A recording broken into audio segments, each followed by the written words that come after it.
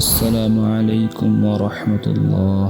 প্রিয় দর্শক শ্রোতা, আজ আপনাদের সাথে খুবই গুরুত্বপূর্ণ দুটি আমল শেয়ার করব। এই আমলগুলো যদি আপনারা মেনে চলেন, ইনশাআল্লাহ তাআলা আপনারা খুবই উপকৃত হবেন। প্রথম নম্বর আমলটি হলো, যখনই সময় পাবেন আকাশের দিকে তাকিয়ে বলবেন, হে আল্লাহ, তুমি আমাকে হেদায়েত দাও, আমাকে একটি সুন্দর জীবন দাও। এটা বলতে আপনার গোসলও লাগবে না, অজুও লাগবে না, এমনকি শরীরে কাপড় না থাকলেও বলা যাবে। তবে সবচেয়ে দুঃখের বিষয় হচ্ছে, এই সামান্য কথাটা শয়তান আপনাকে বলতে দিবে না। বিশ্বাস না হলে এই কথাটা পড়ার পর কয়দিনই বা বলতে পেরেছেন, নিজেকে প্রশ্ন করবেন। 2 নম্বর আমলটা হচ্ছে, আমার আড্ডা, চাকরি, ব্যবসা, যে যেখান থেকেই বাড়িতে ফিরি না কেন, মোটামুটি সবাই হাত মুখ ধুই। তবে সবচেয়ে দুঃখের বিষয় হচ্ছে, এই হাত পা মুখ ধোয়াটা যদি আমরা উজুর মতো করি, তাহলে কিন্তু আমরা ঠিকই সওয়াব পাবো।